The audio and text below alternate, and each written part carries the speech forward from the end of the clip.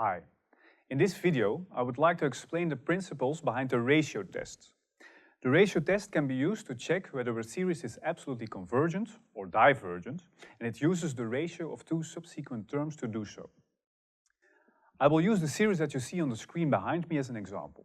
If you look closely at the different terms, you might notice that the term at position n is equal to n over 3 to the power n. Now, I would like to know whether the series is convergent. This series only contains positive terms, so this means that I need to determine whether the sum of this series is infinite or finite. To do that, I'm going to compare this series to a geometric series. Let's denote the nth term of our series as an. If you compute the ratio of an plus 1 and an, and simplify the result a little bit, you will obtain n plus 1 over 3 times n. For n ranging from 1 to 5, this will give you the following values. Now you may notice that the ratio of an plus 1 and an decreases as n goes up. You can even show that the ratio of an plus 1 and an is smaller than 0.7 for each n. How can we use this to prove that our series is convergent? Well, first of all, we obtain that each term is less than 0.7 times the previous term. Therefore, a2 is less than 0.7 times a1.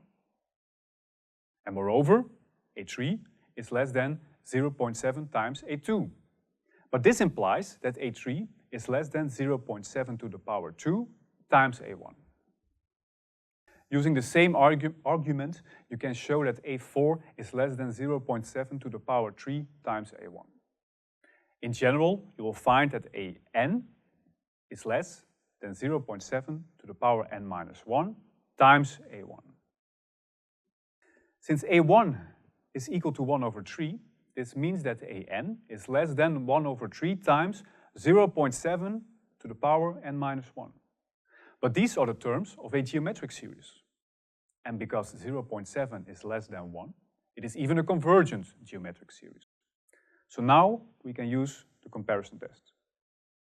The terms of our original series are smaller than the terms of a convergent geometric series. This means that the series that we started with is itself convergent too.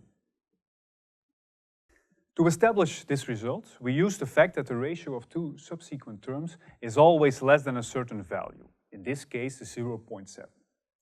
The theorem on which the ratio test is based is actually even a bit stronger. It states that a series is absolutely convergent if the limit of the absolute value of the ratio of two subsequent terms is less than 1.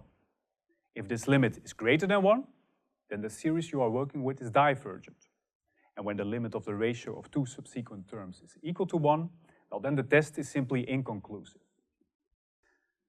That's all for now. I hope you enjoyed this video, I hope you learned something, and I'll see you in class.